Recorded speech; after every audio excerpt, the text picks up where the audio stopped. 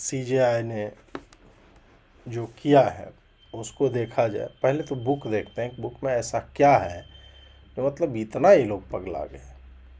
ये पुस्तक है और ये पुस्तक में जुडिशरी के ऊपर जो है ये चैप्टर है, justice delayed is justice denied, ये सब है। और उस चैप्टर में 2 पैराग्राफ है करप्शन इन जुडिशरी के ऊपर।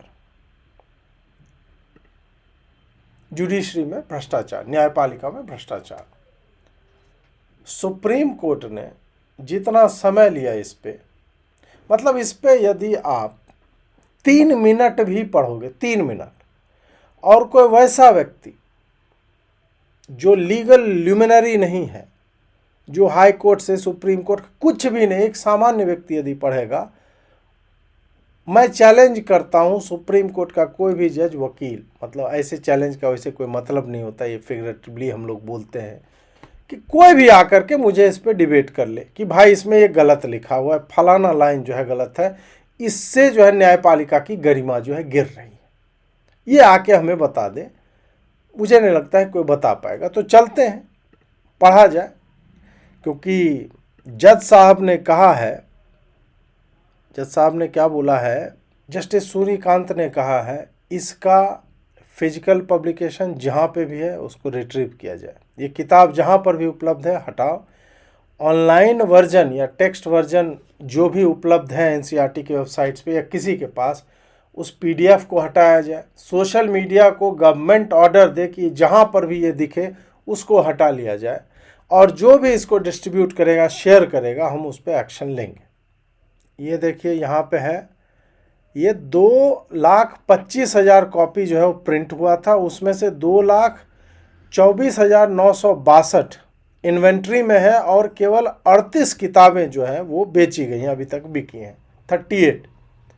उन 38 किताबों को जिनको बेचा गया है उसको अब वापस लेने की चेष्टा हो रही है। तो मुझे लगता है ये तो एक कलेक्टर्स एडिशन जो है वो भूला जा रहा है, वो हो जाएगा। जिनके पास है वो फोटो कॉपी ये सब करवा लें, बट आइए आराम देखा जाए कि एक्चुअल में है क्या। अब पहले पैराग्राफ में यहाँ पे है कि जज जो हैं वो एक कोड ऑफ कंडक्ट के द्वारा बंधे हुए हैं, जहाँ पे न केवल वो कोर्ट रूम में कैसा व्यवहार करते हैं, लेकिन उसके बाहर भी उनका व्यवहार कैसा होना चाहिए, इस पर भी एक कोड ऑफ कंडक्ट इनके लिए बनाया गया है। इस कोड को Bangalore principles of judicial conduct बोला जाता है, क्योंकि ये इनिशियल ड्राफ्ट जो है बैंगलोर या बेंगलुरु में 20 वर्ष पूर्व जो है वो तैयार किया गया था। इसमें इस बात पर विशेष बल दिया गया है कि जजों को पब्लिक में फेयर और निष्पक्ष, ठीक है, दिखना चाहिए, और वो ऐसा कुछ भी ना करें, चाहे उनके व्यक्तिगत जीवन में हो या फिर जो वो काम करते हैं व्यावसायिक जीवन में, जो पब्लिक में उनकी इंटेग्रिटी पे प्रश्न उठा सके। ठीक है जी। अब इस पैराग्राफ में बताइए कि क्या दिक्कत है, कि जजों के लिए कोड ऑफ कंडक्ट है और हर व्यक्ति को उससे चलना चाहिए। तो अब मुझे समझ में आ रहा है कि क्यों, मतलब इस पैराग्राफ को या इस पूरे इसके बाद वाले पैराग्राफ को क्यों हटाना चाहिए। क्योंकि जज लोग जो हैं वो वस्तुतः मतलब ये कोड ऑफ कंडक्ट से बंधे नहीं होते हैं। जज वस्तुतः संविधान से भी बंधे हुए नहीं है, जज तो परीक्षाओं से भी बंधे हुए नहीं है, जज समाज की भावनाओं से भी बंधे हुए नहीं है, जज सरकार से भी बंधे नहीं। जज एक जो है उन्मुक्त प्राणी होता है। ये 84 लाख योनियां जो होती हैं उसमें जो मानव योनि होती है, तो दिखते तो जज लोग मानवों जैसे ही हैं, लेकिन गरुड़ पुराण यदि आप पढ़ेंगे तो उसमें जो द्वारपाल हैं चित्रगुप्त जी के, धर्मध्वज, तो उन्होंने कहा है कि स्वर्ग जाने के कितने 7 मार्ग हैं संभवतः, और एक नरक वाला दक्षिण वाला मार्ग है। तो उसी में धर्मध्वज ने एक व्यवस्था की है कि एक गुप्त मार्ग है जिसमें जजों को जो है वो यात्रा नहीं करनी पड़ती है, क्योंकि जज जो है जैसे विष्णु जी के नाभि से ब्रह्मा जी निकलते हैं, तो ब्रह्मा जी की नाभि से कौन निकलता है? ब्रह्मा जी को विधाता बोलते हैं ना, क्योंकि उन्होंने सबको बनाया है। तो ब्रह्मा जी के नाभि से निकलते हैं जज। ब्रह्मा जी के नाभि से, जैसे विष्णु जी के नाभि से कमल निकलता है, मतलब भाजपा। भाजपा बैठे हुए हैं जो है वो, क्या नाम है आपको, ब्रह्मा जी। और ब्रह्मा जी की नाभि से जो निकलता है कैक्टस, और कैक्टस में जो फूल लगते हैं, समझ रहे हैं बात। और कैक्टस से आप लोग गलत तरीका से मत लीजिएगा, उनके नाभि से निकले हुए कैक्टस से जज साहब जो भारत के जज लोग जो है निकलते हैं। कैक्टस मैंने क्यों कहा, क्योंकि कैक्टस जो है विषम परिस्थितियों में भी हरा भरा रहता है, जल संचय करता है, स्पंजी होता है, और कांटे लगे होते हैं। उन कांटों को शास्त्रों में चित्रगुप्त जी महाराज ने लिखा है कि इन कांटों को हम कंटेम्प्ट कहते हैं, कि कुछ भी यदि आप उसकी तरफ गए तो एक कांटा भोग के मार देंगे। जस्टिस सूर्यकांत, कंटेम्प्ट हो गया ना। तो आप जो है कुछ नकारात्मक नहीं बोल सकते हैं।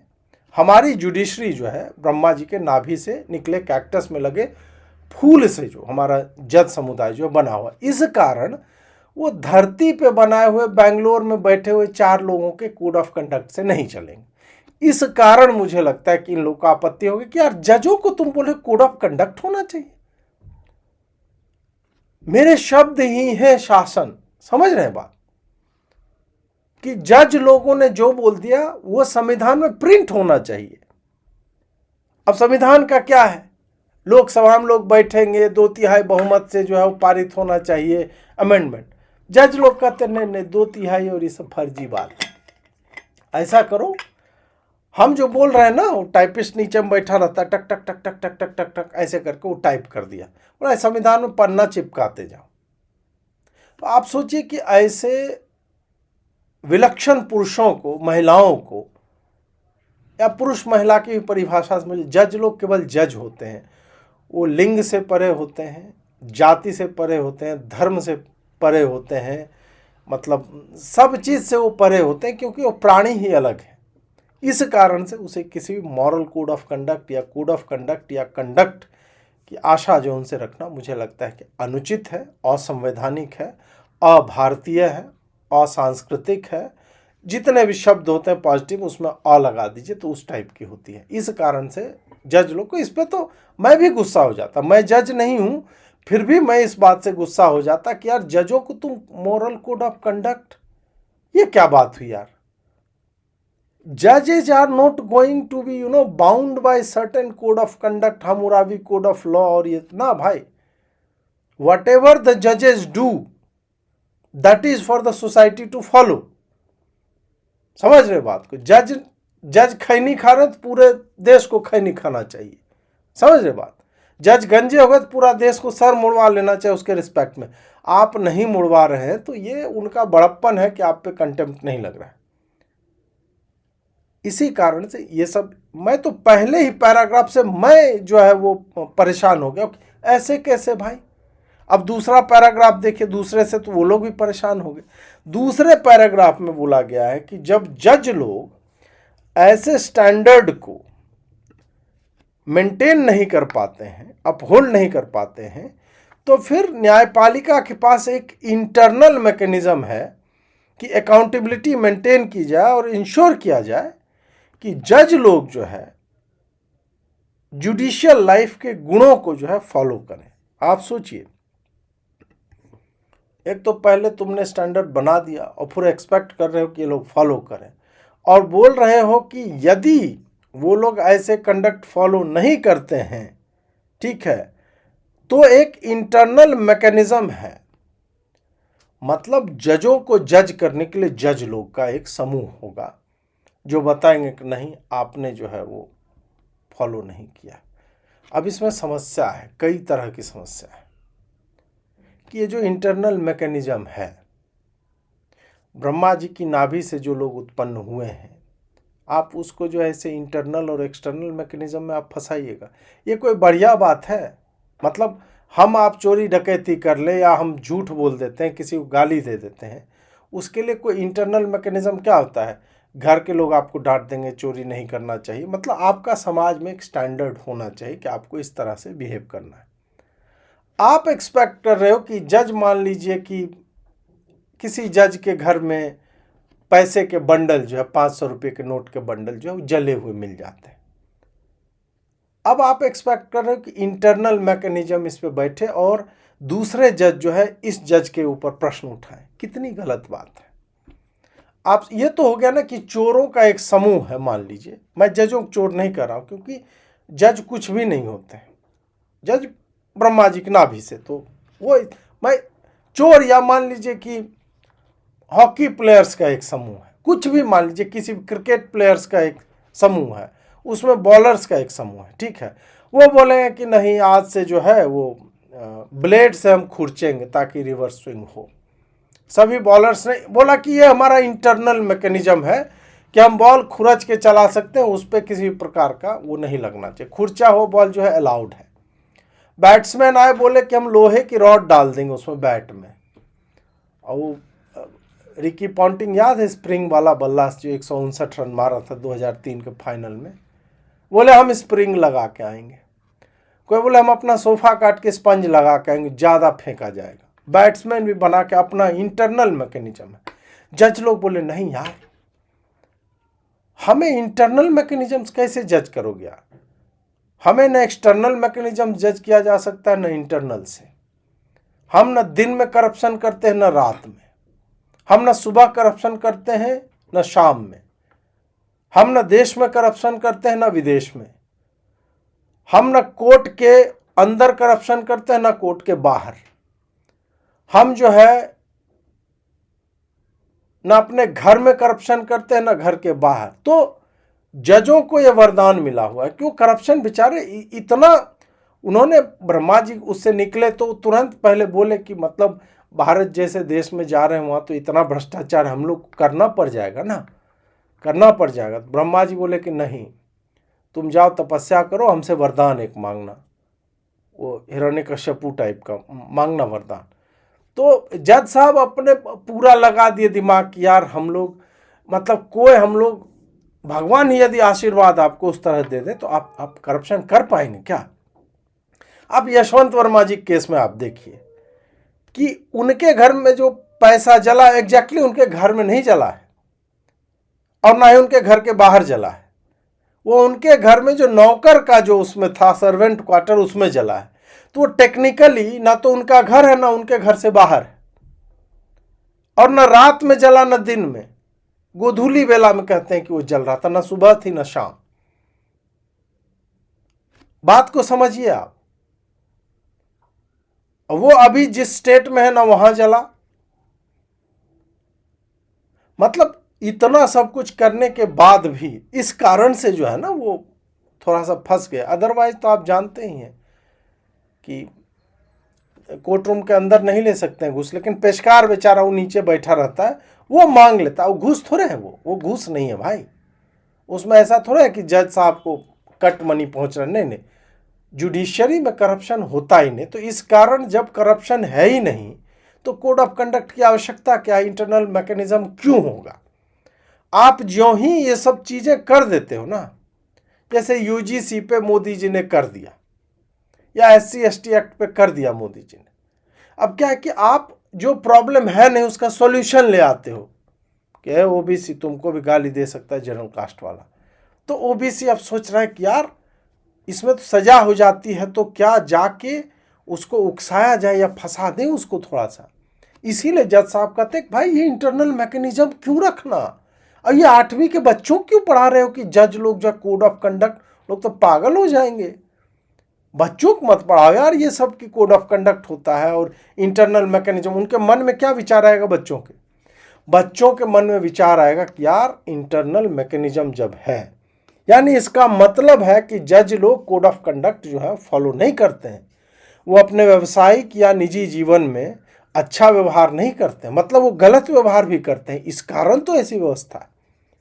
तो ये समाज में कितना गलत संदेश जा रहा है। 8वीं का बच्चा क्या सोच रहा होगा, 8वीं का बच्चा की सरकार ऐसे थोड़े लिखवा देगी कि यार इंटरनल गलत होता है तब तो उसके लिए मैकेनिज्म है। लेकिन हम आप जानते हैं कि 5 करोड़ केस पेंडिंग है।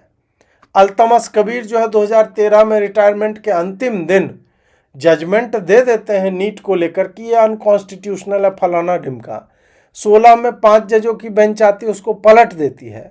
लेकिन अल्तमस कबीर जी का कुछ नहीं होता है, क्योंकि अल्तमस कबीर जी करप्ट नहीं थे। उन्होंने कोई 150 करोड़ रुपया या इस तरह से नहीं लिया होगा। क्यों लेंगे भाई? उनको किस चीज की कमी है? चीफ जस्टिस ऑफ इंडिया बन गया आदमी, वो क्यों करप्शन करेगा? या वो जज थोड़े करप्शन करेगा जो बोलेगा कि भाई रेप किया लड़की का और उसको जो है 32 बार चाकू मारा और उसको बोले कि नहीं ये जघन्य अपराध नहीं है, रेयरेस्ट ऑफ रेयर की श्रेणी में नहीं आएगा। 4 साल की बच्ची का रेप किया, उसको मार दिया, उसको एवरी सिनर है फ्यूचर। तो ये लोग करप्शन थोड़े कर रहे हैं, ये तो मेरिट ऑफ द केस देखते हैं बेचारे, उस पर जो है डिसाइड हो जाता है। जस्टिस वर्मा भी करप्शन थोड़े था यार। यार क्या है, बात समझिए, इसको आप डिमोनेटाइजेशन से जोड़ सकते हैं कि मोदी जी ने जो है बोला कि जितने पुराने नोट हैं तो वो सब जो है वापस कर दो। तो उसी में बहुत सारे नोट थे, और 500 का नोट आप कहेंगे अजीत जी 500 का नोट पुराना वाला बड़ा होता था। यार इतनी ठंड पड़ रही है, आप देखें पिछले 7-8 साल में, 10 साल अब हो गए, कितनी ठंड पड़ी।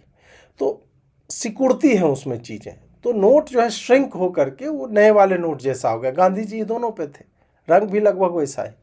और वीडियो में जब जल ही गया तो क्या पुराना क्या नया।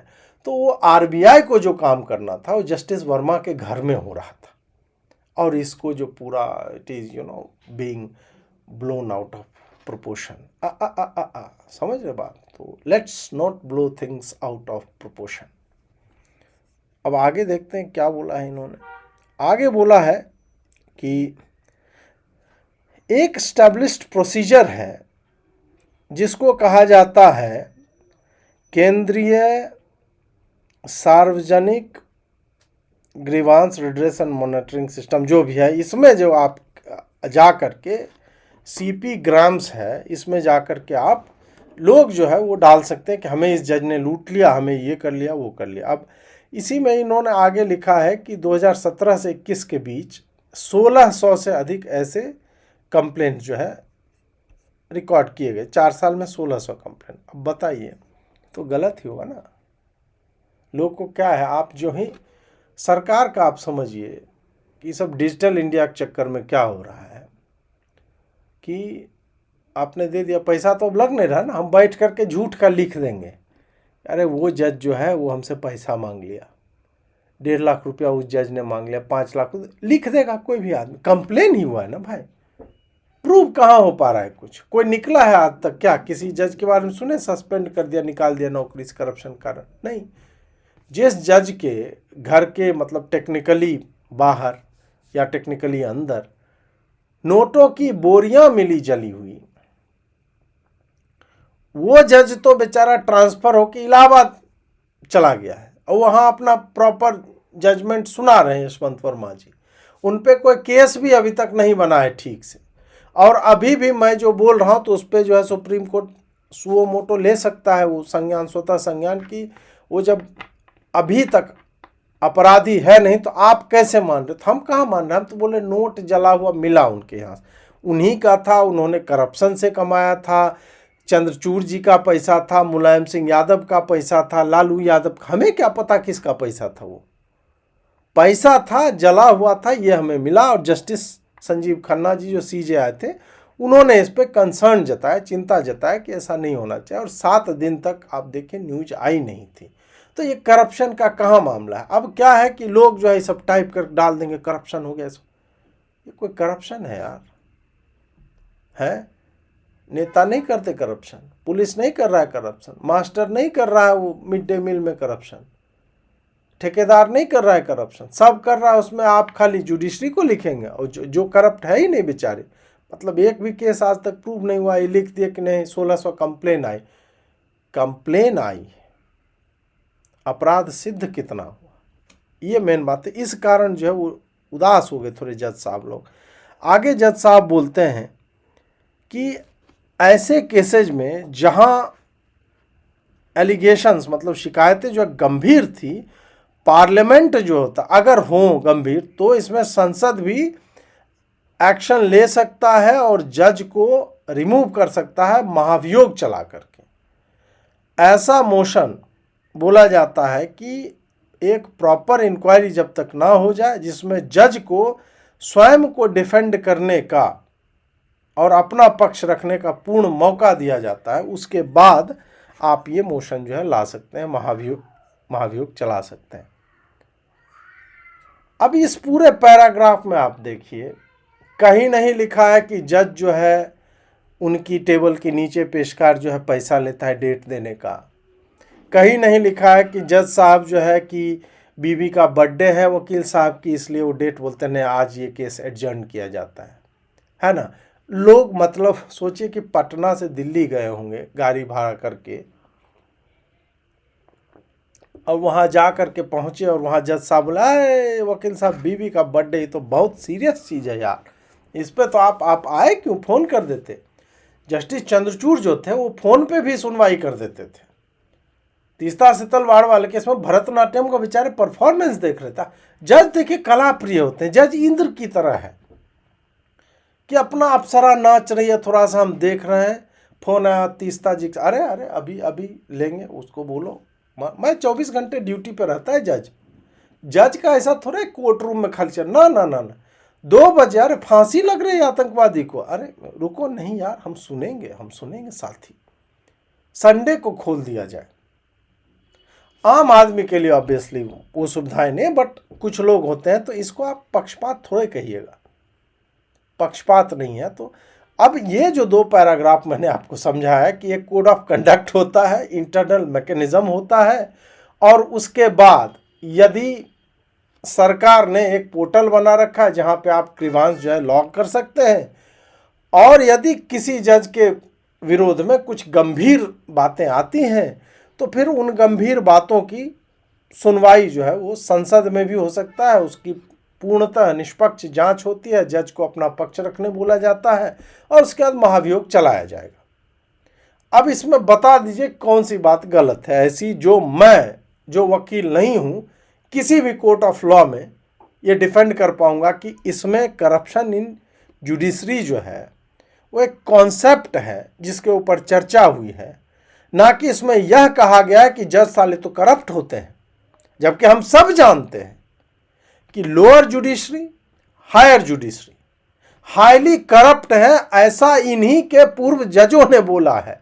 और पूर्व जज बोले या ना बोले, क्या हमारे और आपके इस तरह के अनुभव नहीं है? अतुल सुभाष जो मर गया, आत्महत्या कर ली, उसने लिखा है जुडिशियल करप्शन के ऊपर। डाइंग डिक्लेरेशन को तो यही जज लोग मानते हैं कि भाई वो सही होता है, सत्य होता है।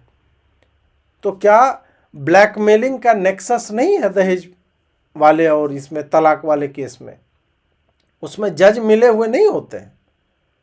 लेकिन नहीं, सीजे सूर्यकांत जी का कहना है कि ऐसे कैसे, मतलब होता होगा, लेकिन तुम क्या उसको किताब में एज ए कॉन्सेप्ट पढ़ाओगे? करप्शन इन जुडिशरी भी होता है।